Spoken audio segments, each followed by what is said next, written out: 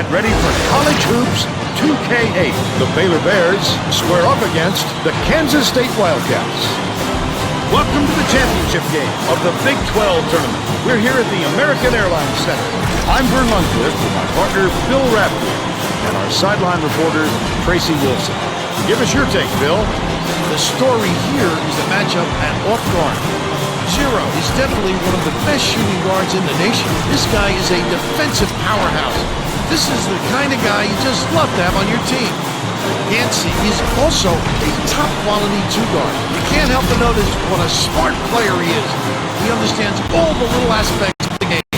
Both looking to lead their teams to a win. We'll see who succeeds.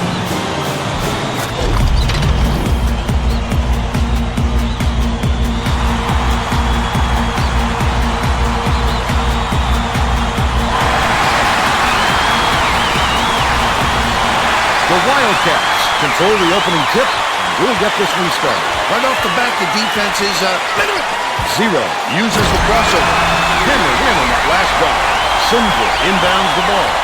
Now let's check in with the third member of our team, Tracy Wilson. Tracy? Well, just before the game, I talked to Coach Weber. Obviously, this is their biggest game of the year, but I asked him if it was going to be their toughest game, too. He said they had faced some difficult opponents, but the added pressure of a conference championship game probably does make it the hardest game to win. But he said without question, they'll be up for the challenge. Thank you, Tracy. Knocks down the first one.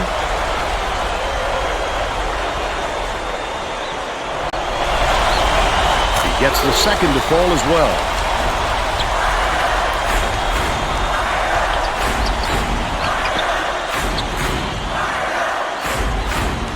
Feeds it to the left block. McMillan.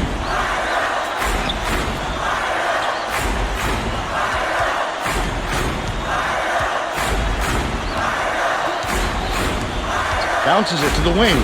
McMillan catches it, left wing, hands it off. Passes, corner. Only a few seconds left of the shot clock. Last shot dropped in by Gansey. He gets the job done almost every time, Vern. We're talking about a fellow with onions.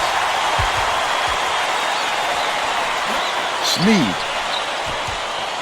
The crossover to the rim. Scores after the quick crossover. And they're up by 4. Catches it on the low block. Goff passes it to the high post. To the free throw line. McMillan releases from 16 feet. Simple corrals the miss inside. Hits the layup, but they're still behind by 2. Just over 10 minutes left in the half. Stolen by Baylor. The intercept. What great reflexes. He pounced in and picked that one off easily. Number 14 brings it up court. Murphy, nice little crossover. Number 14 from downtown. Trapped by Haranga. But they're still out in front by 2. Goff takes it up. He gets hammered. He'll head to the strike. First team foul.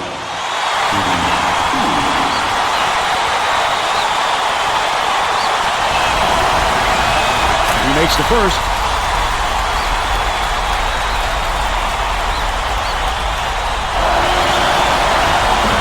Gets the second to fall as well. Sneed inbounds the ball. Goes to the crossover. Rises and dishes.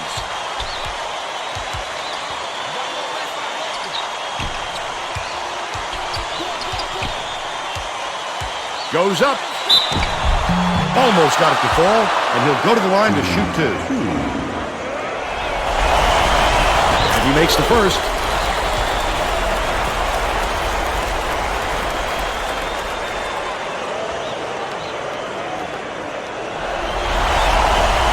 And he'll come away 1 of 2.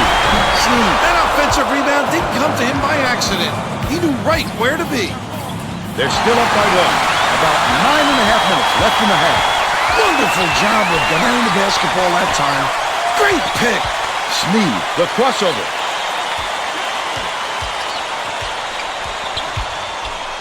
Launches one from beyond the arc.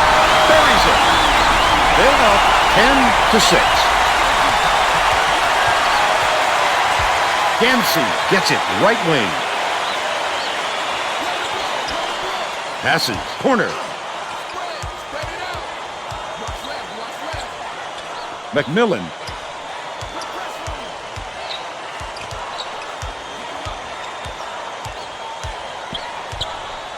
McMillan, top of the key. Number 14 gets the board inside. Look at the big fella pull down that board. When he sees the ball go up, he isn't afraid to go after it. Diarra gets the reach-in call, and that's his first foul of the game. Warsaw to make his first stand off the bench. They'll take that foul gladly, Bill. The alternative was 2 sure points. Smart play. Can't just sit back and let him give you the blow-by. The finger roll was laid in right off. They close the gap to 4. There's no question what kind of defense they're in, Vern. Minute. Diarra hands it off. Uses the crossover. Has it left wing. Throws it up. The three-pointer knocked down by 0. He's 1 for 2 from downtown.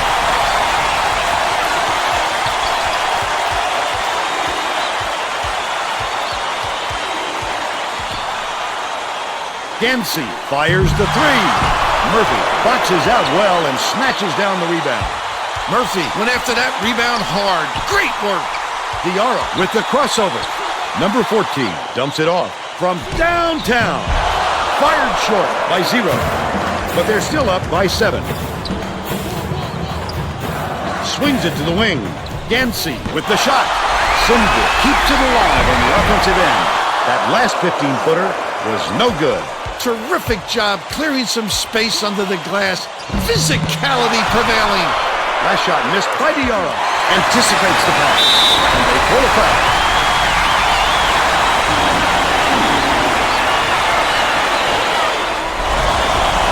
Knocks down the first one.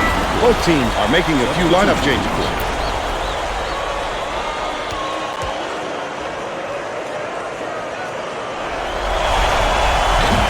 He gets them both. Sloan makes his first appearance. Well, let's get back to the action.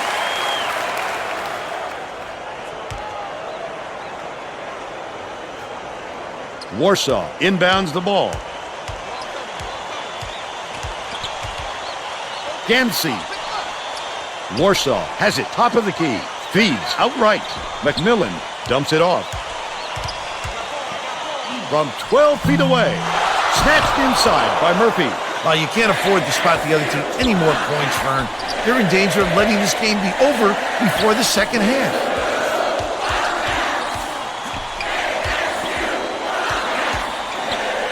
Nice little crossover. Nothing like jumping on your opponent early. See how energized they are? Executing perfectly.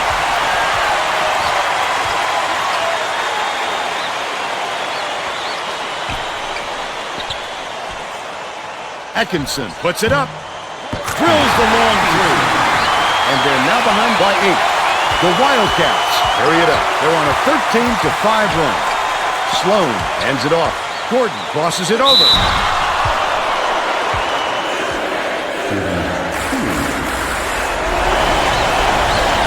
He misses the first.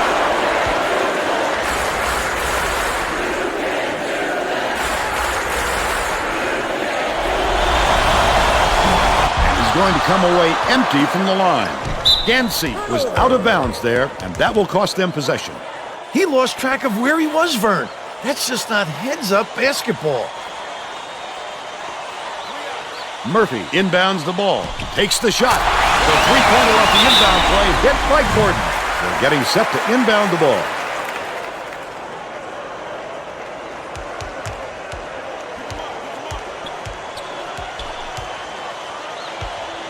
Warsaw.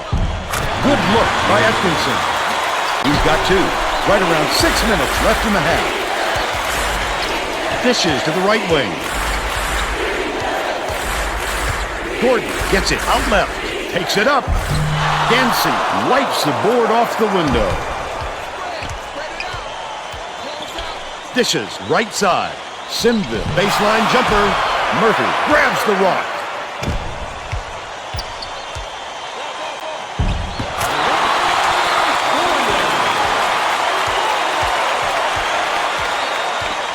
Number 14 is whistled for reaching in, and that's his first foul.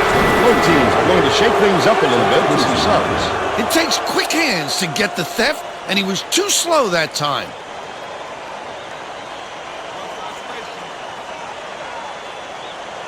Warsaw inbounds the ball. Atkinson pulls the trigger. The three was off target by Gambano. Sneed dumps it off. Number 14, the crossover. Zero from deep. On the money.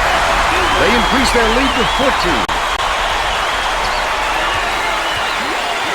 Tosses it up. Pulled in by Sloan. The Wildcats with a lot of momentum.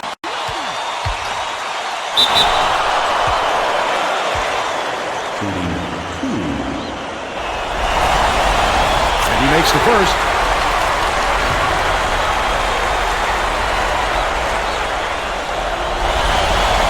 He gets the second to fall as well.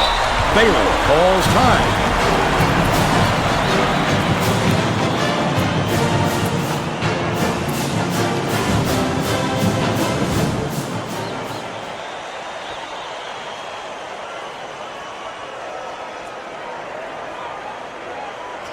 Harunga inbounds the ball.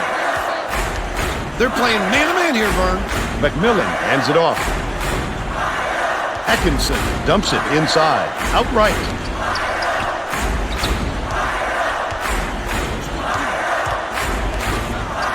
McMillan dishes it to the left. Gamboa lets it go. Misses the long one. Lucky break for the defense. Whoever was supposed to be guarding him better wake up, because the next time, it won't be a miss. Zero gets it on the perimeter. Nice little crossover. Sloan dumps it off. Swing pass, right wing. Zero catches it outside. Berliner. Missed shot by Sneed. Still a 16-point lead. Gamboa to end the run. It drops. But they still trail by 14. Under 4 minutes left in the half. Zero dumps it to the paint. Takes a three. That's what a coach wants from his defenders. Stay with their best shooter and don't give him any easy looks. Fast basket on the mark by Gambano. Number 14 inbounds the ball. Kansas State has had serious problems with their interior defense. And Tracy has a report from their bench. Coach Weber is definitely aware of that problem. He told his assistants that they have to bring more defenders into the paint, even if it means leaving the perimeter open. Desperate measures here, Vern. Thanks, Tracy. Errant last shot by number 14. Gamboa goes up, lays it right in. They got on this roll a while ago and just haven't looked back. Sloan uses the crossover to the elbow. Feeds it cross court. Sloan swings it to the wing. It's deflected, but it's retrieved by Zero. Hands it off. Gordon has it right side. Behind the arc. Made by Sneed. He's shooting 66% from deep. Listen to the crowd, Vern. This kind of excitement is why I love college basketball. Pass right side. Atkinson. Harunga pulls it in. Catches it. Left block. Warsaw picks it up. Count the basket. And the foul. Both teams will make some substitutions.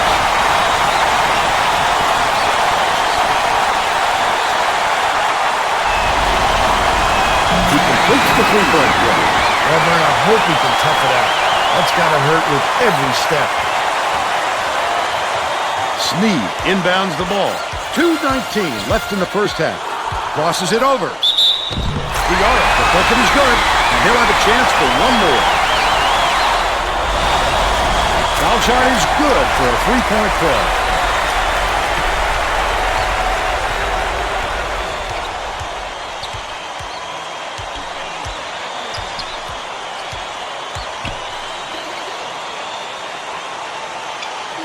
Top of the key. 2 minutes remaining. dishes it to the wing, but it's recovered by Gambano. Last shot laid in by Kawanga. What a great setup on that delivery. What a play. Diarra brings it up the floor. 0. Gordon hands it off. Sneed gets it left wing. 0. With the crossover.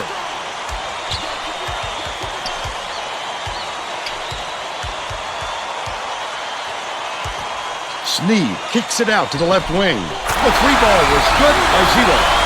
By 14. Left wing, shoots it. They answered right back with a 3-pointer by Gamzee. He's 1 for 3 from deep. Diarra crosses it over. Simba inbounds the ball. Skips it to the high post. Simba with the inside leaner, banks it right in. They're now behind by 11. 52 seconds left in the first half. Dumps it down low. Diarra has it outright. The crossover. Dishes far side. Murphy. Diarra bounces it to the elbow. Baseline. Passes down low. Sneed. Dumps it off. Dishes to the elbow. 0 for 3. Connects. They're in front. 43 to 29. You know what kind of defense they're in, don't you, Vern? Minute.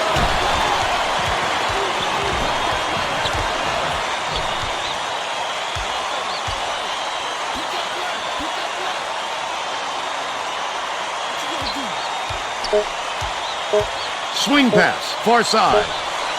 Gamboa, amazing. He knocked down the buzzer beater. He's got 9. That's the half. And we're headed to the locker room with the score 43 to 32. What's your take on the first half, Bill? I can't think of too much good to say about this game, so Vern, maybe you can do play-by-play and color.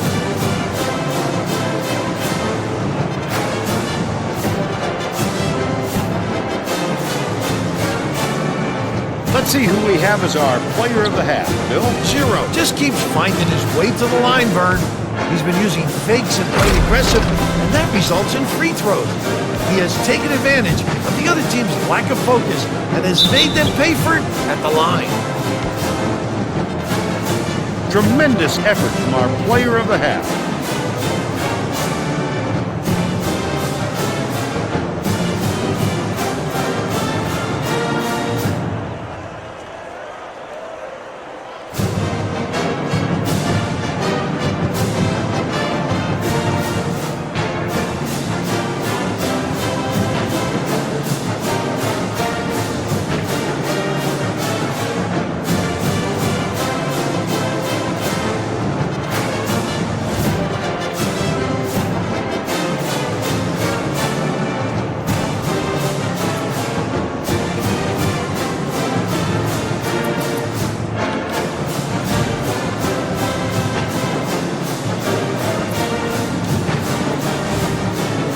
We're all set to begin the second half.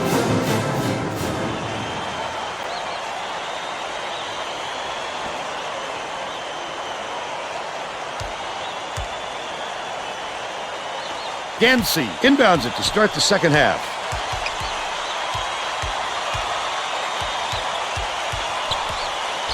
Gamzee knocked loose. The Bears turn this one over out of bounds.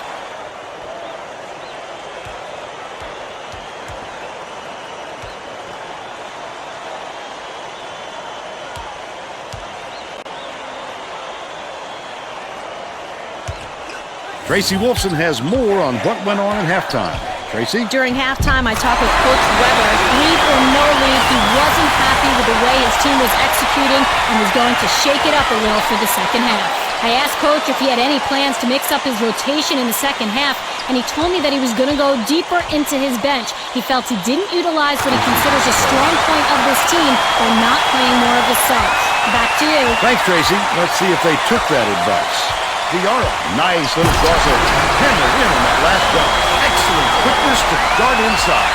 We'll see this more and more out of ball handlers nowadays. Guys who can get to the rim and finish with authority. Out of bounds. Touch last by Baylor. Sneed inbounds the ball. Takes flight. Powered down by the yard. He's 5 for 7 for the game.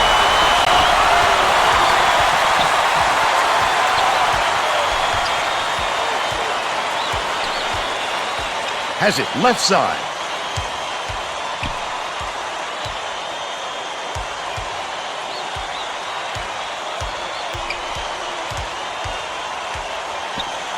Simza dumps it off.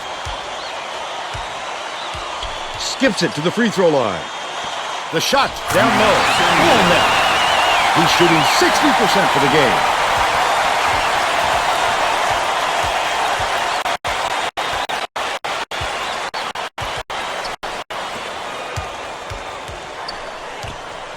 With the crossover.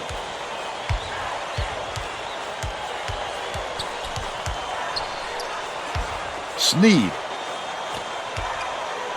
Feeds it to the paint. Number 14 hands it off. Zero gets it right wing. Murphy snatches it down inside. Passes right wing. Murphy didn't get that rebound by accident. He knew right where to be. Murphy goes to the crossover. Has it left wing. Sneed passes it to the wing. Right wing. Zero from deep. Gets the bucket. Baylor calls time.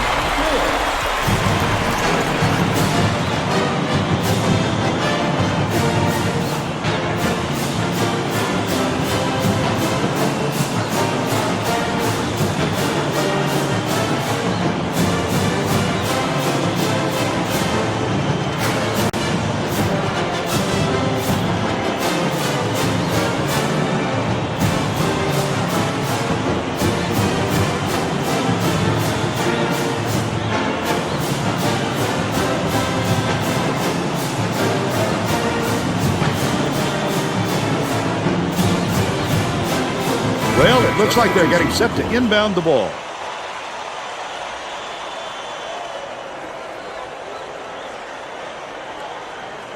Gansey inbounds the ball. Baylor is really struggling. Dishes to the top of the key. Gansey launches it. Arunga pulls it down. Murphy gets called for the reach, and that's his first foul. Oh, you can't come across the body like that. That is a textbook reach.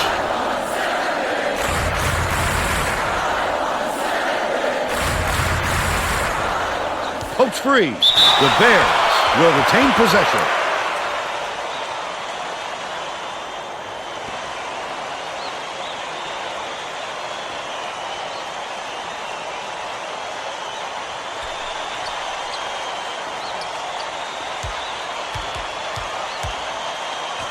Uses the crossover. Dumps it down low. Leads him with the pass.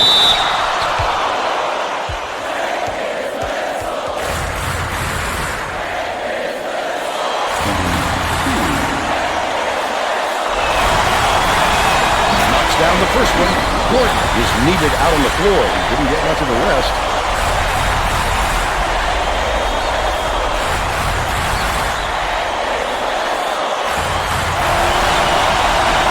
Off on the second. Sneed way up court. And it's picked up by Baylor. The D was really waiting for him there. That's how you do it. Keep the heat on. Wait for the misstep and then capitalize. There's no question what kind of defense they're in, Vern. Minute. Sneed.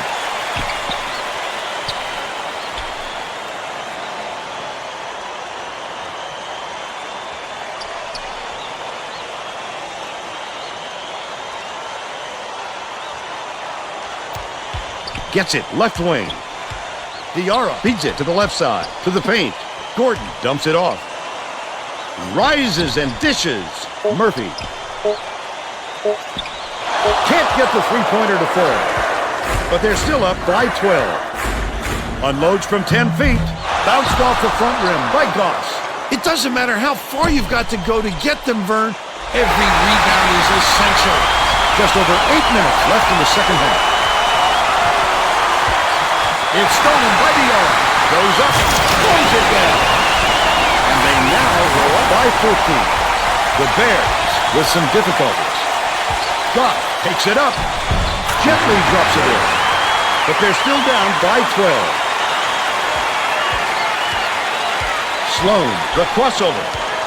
Releases. The three-pointer was offline by Diarra. They've still got a 12-point lead. The spin move. Kicks it out to the perimeter. Hold down inside by Murphy. That was a much quicker shot than they might have liked, but it was a pretty open look, so it's tough to fault him. Murphy gets it left side. Diarra with the shot. Good from three-point range. They push their lead to 15. Gamboa brings it up.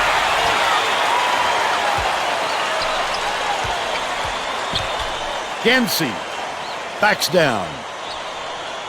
Hands it off. Catches it, right wing. Can't return the favor with his own three. He'll make that one most of the time. Well, the D got a break on that one.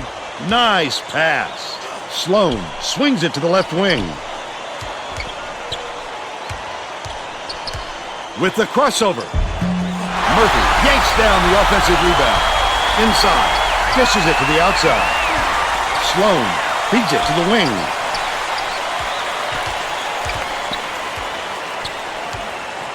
Murphy has it left wing. Feeds left wing from long range. It was nailed by Snead. They got on this roll a while ago and just haven't looked back. The Bears will get this one back. Both teams are making a few lineup changes. Oh, that would have been a fantastic pick. Great effort. Warsaw inbounds the ball. About 6.5 minutes left in the second half. McMillan. It's good. And they're now down by 15. Sloan uses the crossover. Gordon with the floater. Count it. And he'll have a chance for the three-point play. The Wildcats are going to make some substitutions.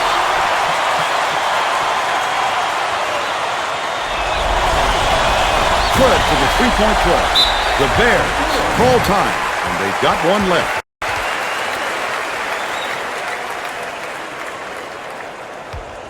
The Bears with some difficulties.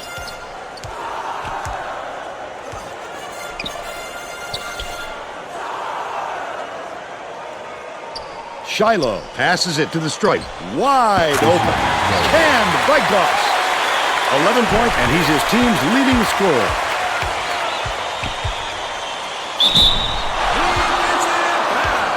That's his third personal foul. Second team foul. He makes the first.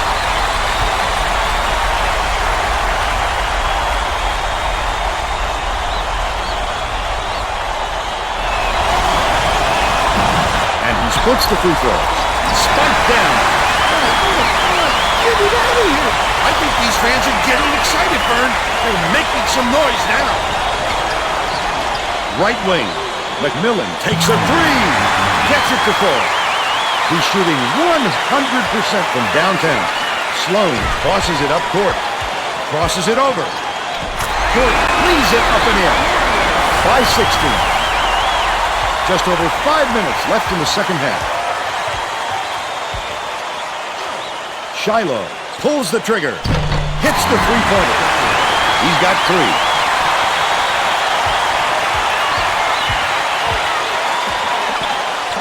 Shoots it. Swiped off the boards by McMillan. He worked hard for that shot, but the defender worked just a little bit harder. Swings it to the right wing.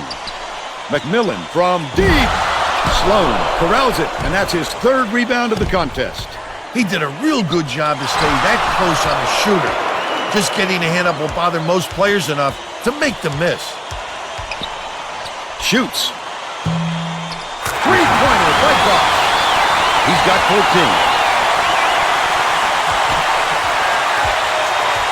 Zero goes to the crossover. Number 34 gets it on the free throw line. Gordon takes it up, plays it in off the glass. They're ahead 68-56. Baylor is really struggling. Pass, right wing. Goes up. Can't convert, but he'll go to the line for two. Knocks down the first one. Both teams are making substitutions.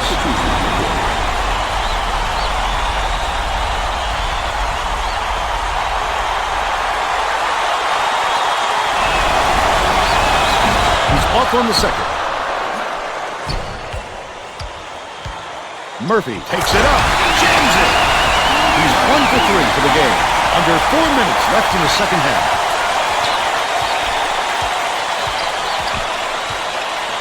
Orunga to the right. Goff dishes it to the left wing. Nothing but net by McMillan. He's 3 for 4 from three-point range.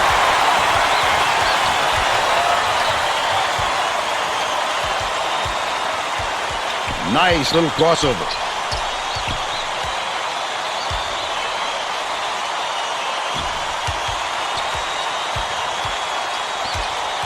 Knocked free.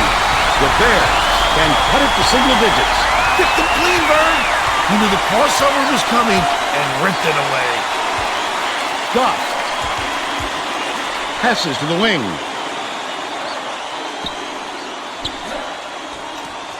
Hits it. They've got it within 7. Number 14 inbounds the ball. The Wildcats all timeout. They're winning by 7. 2:47 left in the game.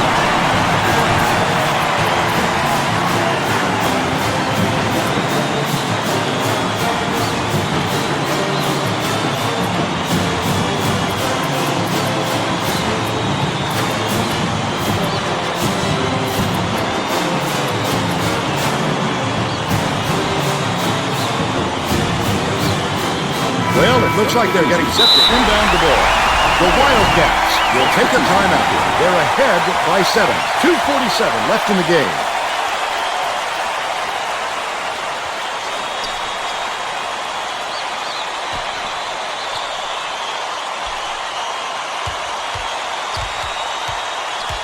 Dumps it down low. Gordon.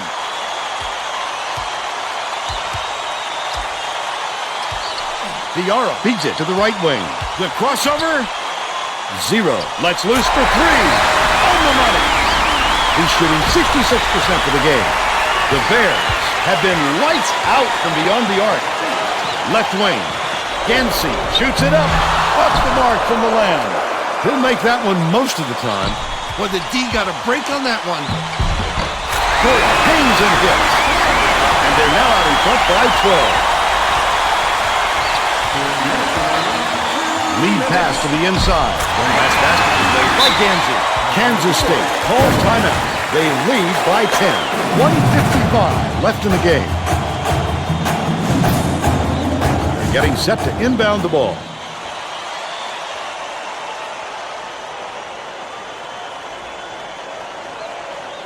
Gordon inbounds the ball.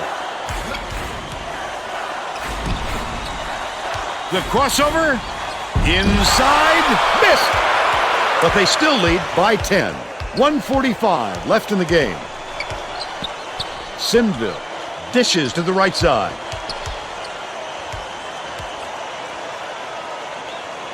Skip pass out left.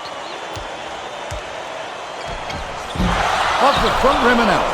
It's a good idea to milk that clock and burn as much time as possible to protect that lead.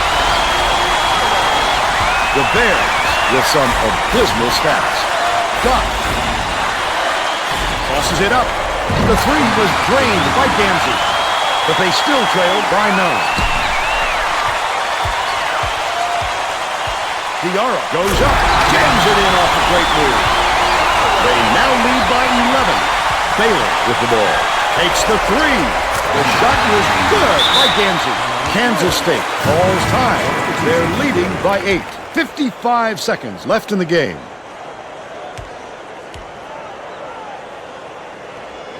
Murphy inbounds the ball.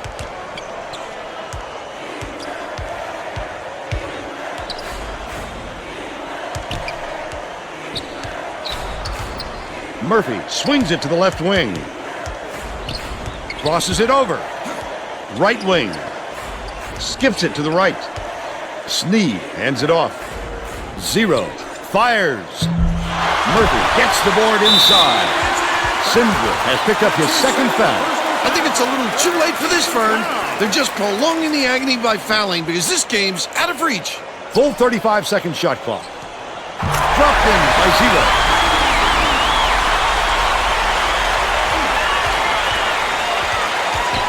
.24 seconds left in the game. Passes it to the wing.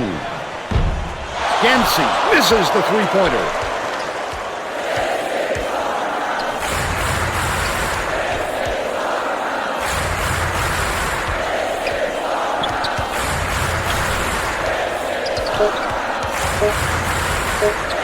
Zero. Nails the buzzer beater. That's all she wrote. The Wildcats knock off Baylor 85-71. They're conference champions. Now we'll bring you our player of the game.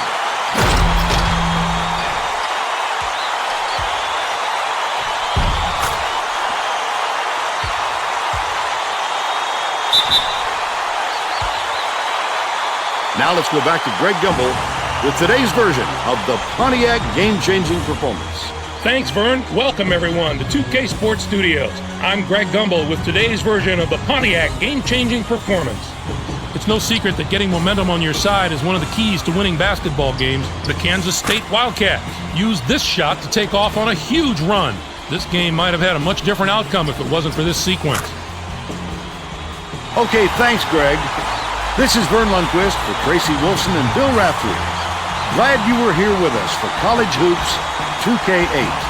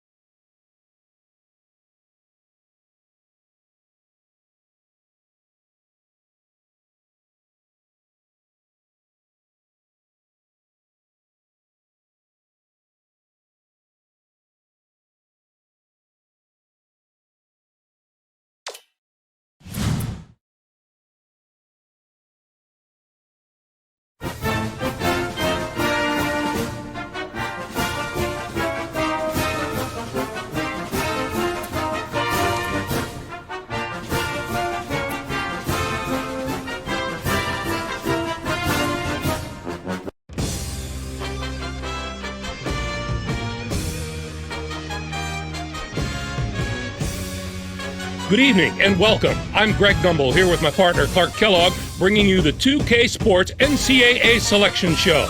We're all set to show you the seedings and pairings, so get out your bracket sheet, get those pencils ready. Here are the basics. Of the 65 available tournament bids, 31 are automatically given to conference champions. The tournament committee hands out the remaining 34 bids on an at-large basis. An opening round game will take place on Tuesday night to narrow the field to 64 teams. Before we get into the brackets for the upcoming tournament, let's take a look at the final top 25 media poll. There's one big change you'll notice in the rankings. A new team has made the top 25 this week. The Arkansas Razorbacks break into the poll as the number 21 team. The poll voters have had their say in the national ranking since November, but the time has come to hand over the reins to the selection committee. It's time to talk about the topic that has a lot of players and coaches holding their breath right now, the NCAA tournament bubble. These are the 10 teams that aren't worried as much about where they'll be playing as if they'll be playing. Clark, who jumps out at you there? UCLA has been up and down this year, and it's a matter of which part of their schedule the committee wants to look at, the up part or the down part. You got that right, and who else might be in the same position? Southern Miss should be considered among the best of the major conference teams not holding an automatic bid. But there are plenty of non-power conference teams knocking on the door that may prevent them from getting an invitation. I'm sure it's been a long week for those teams, but the wait's almost over. The NCAA Selection Committee has finished its meeting, and we're ready to unveil the top 4 seeds in this year's tournament. The Oregon Ducks are the top overall seed, and they will play in the East Regional. On to the second number 1 seed, who will play in the South Regional. The Kansas State Wildcats are seeking their first ever NCAA championship. The Connecticut Huskies are our third number 1 seed, and they'll play in the Midwest Regional. They return to the tournament after not making the field last year, so this will be a new experience for some of their younger players. And finally, our fourth number 1 seed will play in the West Regional. The Memphis Tigers are in the tournament field as a number 1 seed for the first time in the history of their program. Now, here's how the brackets shape up based on where the number 1 seeds have been assigned. In one national semifinal game, the winner of the East Regional will play the winner of the South Regional. In the other semifinal game, the winner of the Midwest Regional will play the winner of the West Regional. Those games will be played on Saturday, April 5th. Then it'll be on to the national championship game on Monday night, April 7th. Any surprises in there for you, Clark? I think they got the teams right, but I'm a little curious about how they're ordered. The selection of the top overall seed differs with the opinion of the media, which will raise some eyebrows across the country. So, with the number 1 seeds out of the way, it's finally time to tackle the rest of the brackets. First up, we take a look at the East Regional. The Oregon Ducks are the top seed, finishing at 26-6. They won both the regular season and conference tournament titles in the Pac-10. They will take on the winner of the opening round play-in game between Texas Southern, with 18 wins, and Siena from the Metro Atlantic Conference. And now, the number 8 seed, the Aggies of Texas A&M, come into the tournament as the 4th place team in their conference during the regular season and were semifinalists in their conference tournament. They're going to play the number 9 seed, the UNLV Runnin' Rebels, who were semifinalists in their conference tournament, finishing at 22-10. Arizona comes in as the number 5 seed, finishing at 18-13. And they will take on the 12th seed from the MEAC, the Aggies of North Carolina A&T, with 21 wins.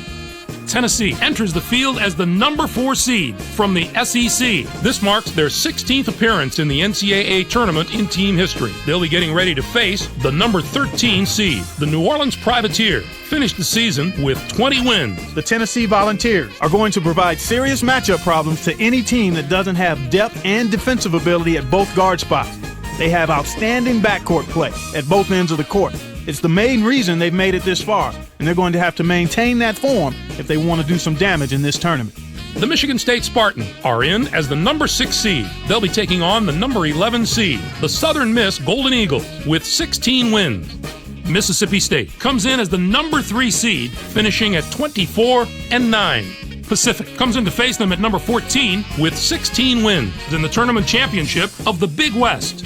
Our number 7 seed is from the A-10 Conference. The LaSalle Explorers were rewarded for their outstanding play this season with an at-large bid and a ticket to the Big Dance. They are going to play the number 10 seed, the Providence Friars, who were semifinalists in their conference tournament, finishing at 20-12.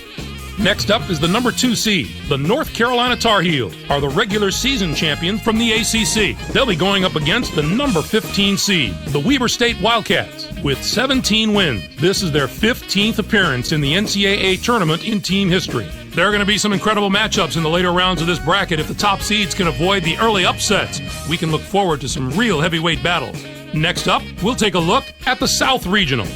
The Kansas State Wildcats are the top seed, finishing at 27-5. They won both the regular season and conference tournament titles in the Big 12. They'll take on the Nevada Wolfpack, the number 16 ranked team. This marks their 7th appearance in the NCAA tournament in school history. Rhode Island comes in as the number 8 seed, finishing at 25-9.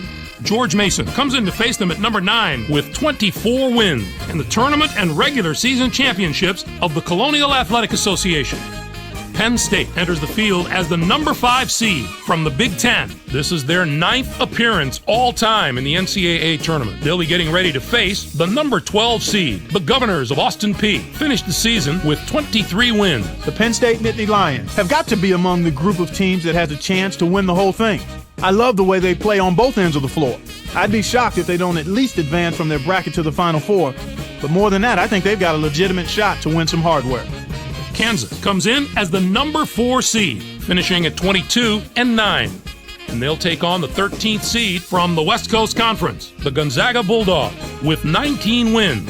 And now the number 6 seed, the Southern Illinois Salukis, come into the tournament as the 4th place team in their conference during the regular season and finish 2nd in their conference tournament. They are going to play the number 11 seed, the Dayton Flyers, who were 7th in their conference, finishing at 17 and 13.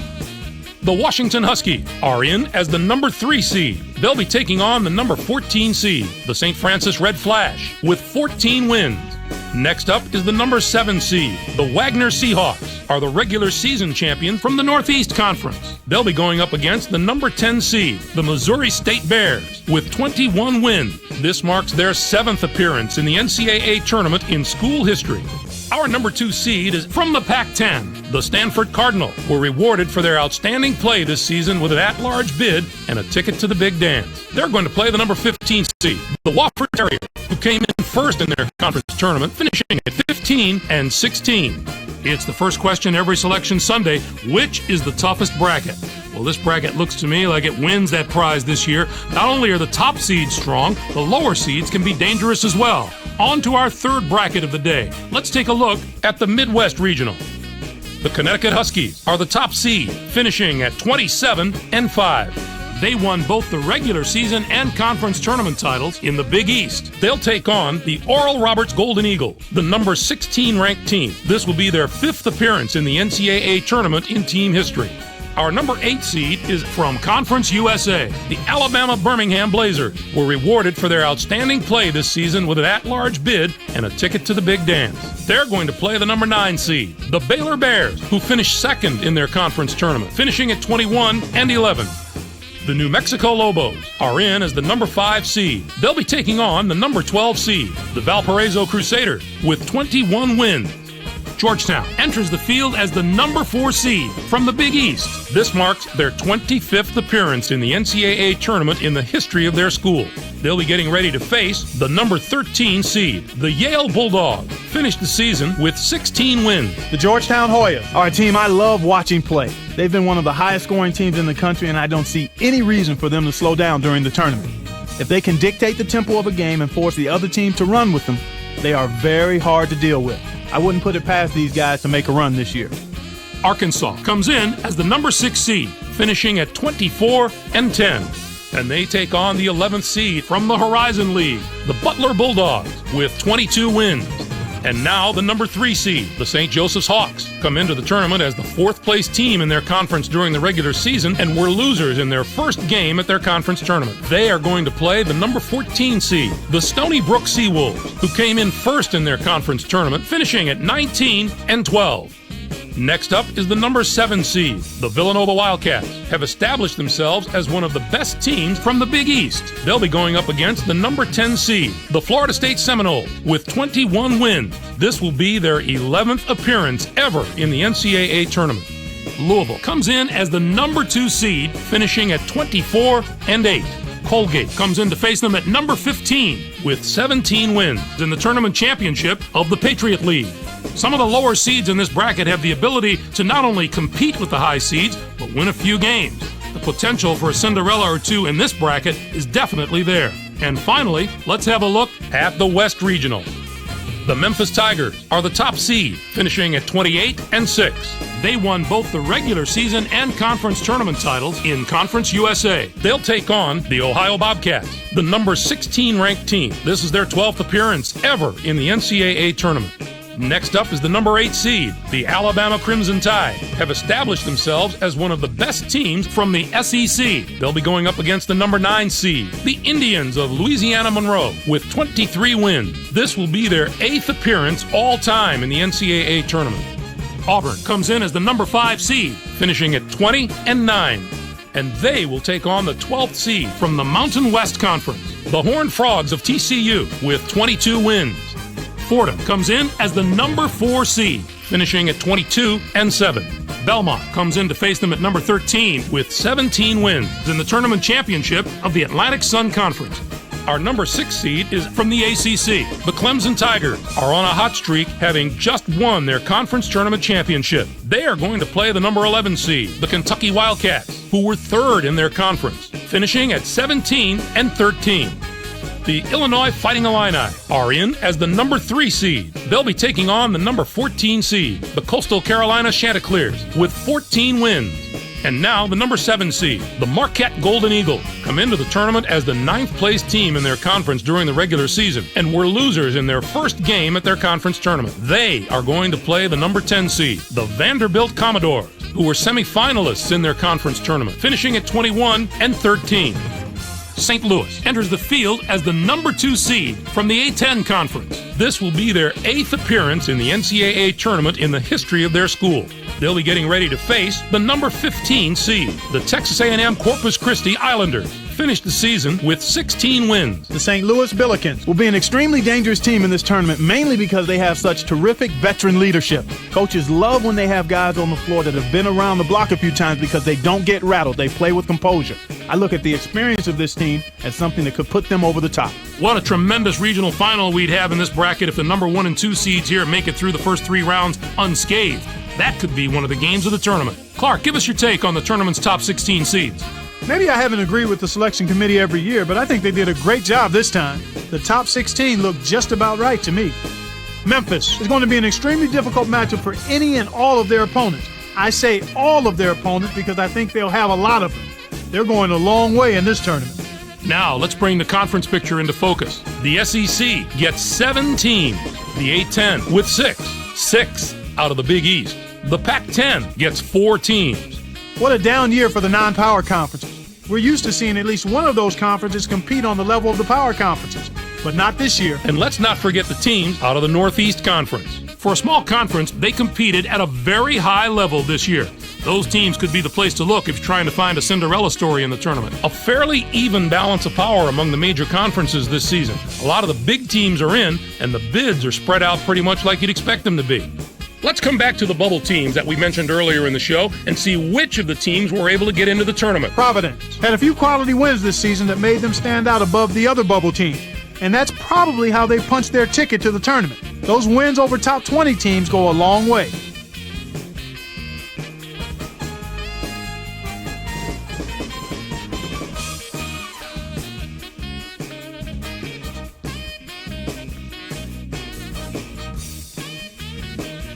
Thanks, Clark. I'm sure that this year will provide us with all the thrills and excitement that we've come to expect from the tournament. Greg, it's going to be a fantastic tournament. We've got an outstanding field and a lot of sensational players. I guarantee there are some memorable moments soon to come. For my partner Clark Kellogg and for all of us here in the 2K Sports Studios, I'm Greg Gumbel. Thanks for joining us on the NCAA Selection Show, brought to you by State Farm, the #1 auto insurer. Enjoy all the excitement of the NCAA tournament.